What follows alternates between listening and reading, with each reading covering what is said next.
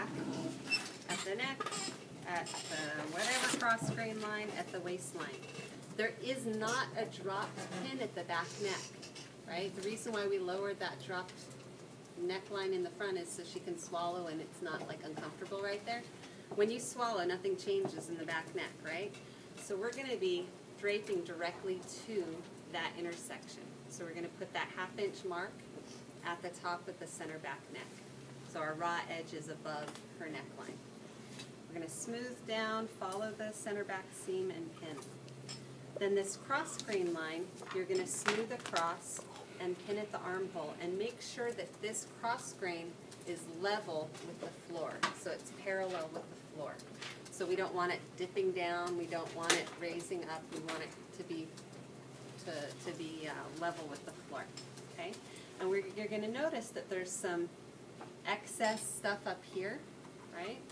And we definitely have some excess stuff down here. So we're going to be putting in 2 darts, one at the shoulder and one at the waist. And these are going to be standard dart sizes. She doesn't have a bust mound back here, so we're all going to use the same measurements for this area. The neck is going to drape in the same way that we did the front neck. So it's just a matter of pinning every inch or so and slashing to the pins.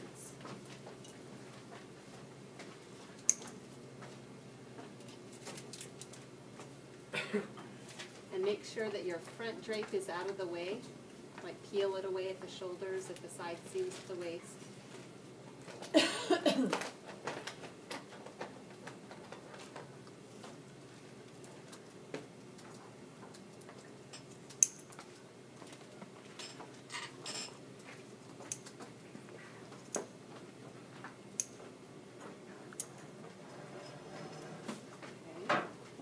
And then we're going to smooth over and we're going to find our princess line intersection at our shoulder seam.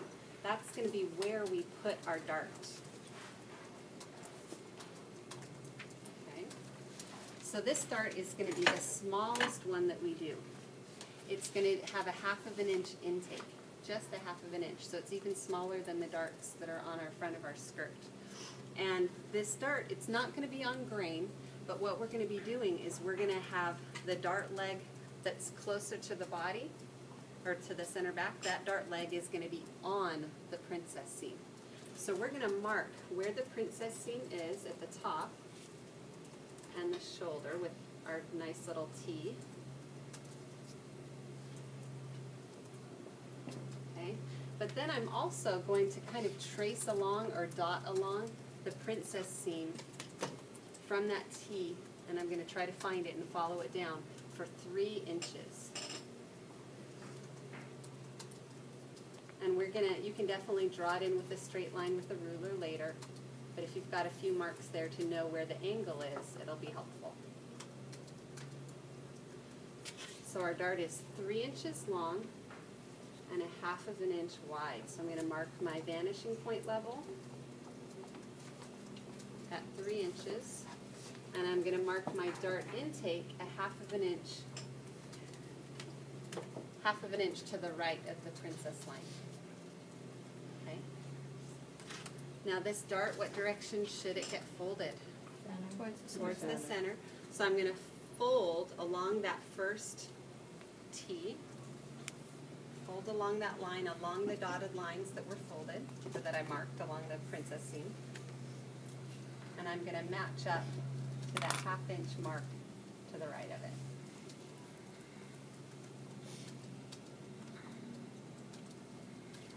Okay, so it's a tiny little dart.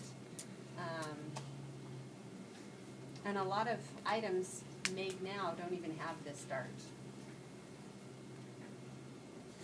But it's a really kind of elegant fit. There are ways of getting rid of it. Our next dress, we're going to kind of manipulate it out and work around it. Darts cost money to put into garments, right? So how would you manipulate it out? We're going to get there at the next dress. Sometimes you just let it be blousey there. Other times you change the shape of the neckline. Right. I don't have it on mine. Yeah, no, most sportswear doesn't have it. But you've got a yoke happening across the back, right across that level. If you put a piecing line there, you can get rid of a dart. Yeah. So there's several ways that you can get rid of it. But. All right, so then once we've got our dart in, we're going to smooth across our shoulder and try to get rid of any bubbling. Like I don't want a bubble happening here, so I'm going to smooth up and over to try to make that as smooth as possible. And I'm going to find my shoulder tip. Okay, so now I've got a nice little contoured shoulder curve. And I'm going to mark around my neckline and my shoulder. So I'm going to dot around the neckline, inside the neckline seam.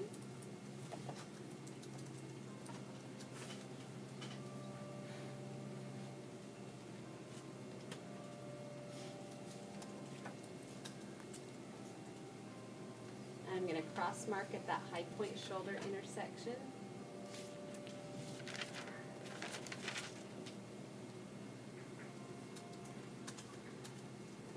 This shoulder seam, it's a straight line, but I sometimes like to mark where the dart ends at that shoulder seam level, because sometimes what ends up happening is that the back shoulder seam ends up looking a little bent, so I'm going to mark this shoulder seam line.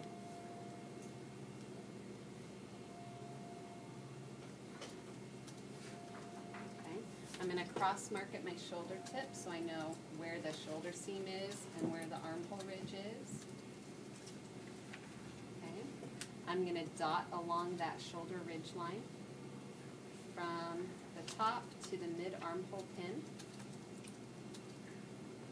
Now your mid armhole pin may or may not be at this line. If it's not at that line, no big deal, like mine's a little bit higher. I'm going to mark where it is, because that mid armhole pin, we're actually going to be putting ease there on the back, but in a different way. Okay? So I'm not going to be putting a pinch of ease like we did at the front. We're going to add some ease afterwards flat on the table at that level.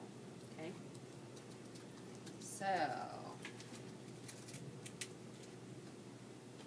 I'm now going to smooth and find my underarm seam intersection.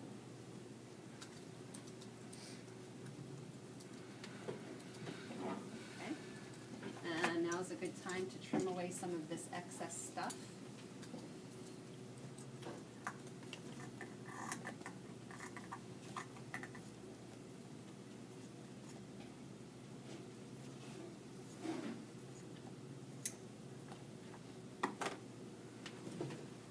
Okay, so this is all smooth, this is all smooth. I'm putting ease later at that level. I'm not putting a pinch of ease here right now. All right, now this dart down here, we're going to be putting it at the princess seam just like we put the front dart at the princess seam, so that when we go to sew this to the skirt, that dart matches with the first dart on our skirt. But this dart is going to be a standard size. Did anybody read chapter 4 last night? Yeah. Yes. They listed 2 standard sizes. It listed women's as 1.5 inches, and it listed juniors as being 1 inch. Women's are more curvy. Juniors have a more straight waist. How do we know what form we have? If we have a juniors or a women's form, how do you know? It should say on it, no? It might say on it. It might say, but how else would we know if it doesn't say? Measurements?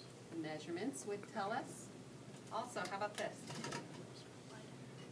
This is a size 8. Okay?